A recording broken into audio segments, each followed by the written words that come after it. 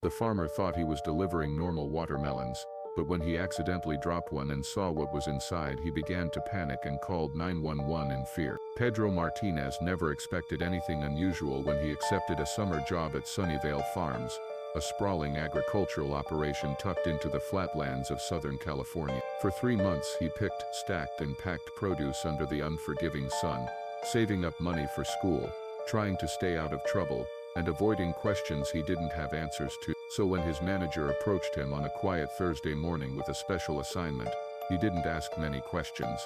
"We need these premium melons delivered," the man said, gesturing toward a batch of oversized watermelons sitting near the loading dock. "Straight to a warehouse outside San Diego. Don't be late, don't make any stops. Someone will meet you there." Pedro nodded. It sounded simple, routine, even. But as he hoisted the first watermelon into the truck, he noticed something strange.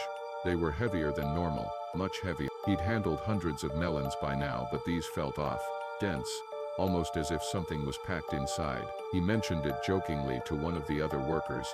"They're premium," the guy shrugged. "Guess premium means heavy." Pedro forced a laugh, but a small chill settled at the back of his neck. By the time he arrived at the drop-off location, an unmarked gray warehouse surrounded by tall fencing and no visible signage, Pedro's instincts were firing alarms. There were no workers waiting outside, no forklift, no movement, just a single metal door with a security camera mounted above it, tracking his every step. Still, he began unloading. One by one he carried the watermelons toward the entrance, stacking them carefully. As he lifted one of the largest melons, it slipped slightly in his grip. He tried to recover it, but the sheer weight threw him off balance. The melon slipped from his hands, hit the concrete hard, and exploded into 2 ragged halves. But what spilled out wasn't red fruit. Pedro stood frozen, unable to process what he was seeing. Bundles of something wrapped in plastic, thick, compressed bricks smeared slightly from the force of the impact. The scent hit him next. Sharp, chemical, wrong. His breath caught, his heart pounded. This wasn't fruit. This was contraband. Panic surged through him. He backed away from the broken melon, then sprinted to his truck, slammed the door shut and locked it. His hands shook as he grabbed his phone. He didn't know who he was working for. He didn't know what he had just become part of.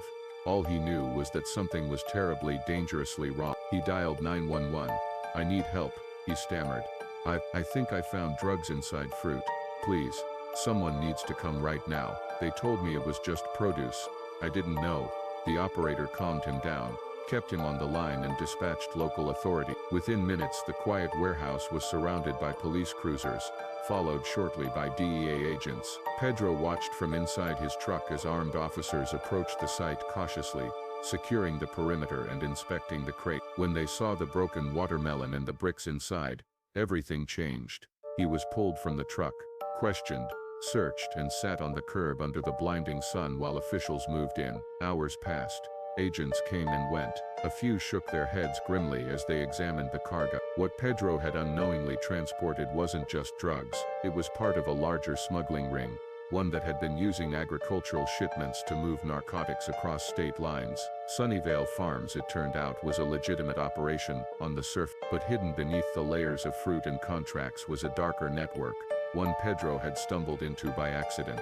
He was cleared of wrongdoing, but the damage had been done. His name was in official reports. His face had been seen, and although authorities promised he'd be safe, he never felt safe again. Pedro left California that same week. He never returned to farming. He never told his family the full story, but every now and then, he still dreams of that warehouse, of that melon cracking open, of what could have happened if he hadn't dropped it. Sometimes it takes a small accident to uncover something monstrous.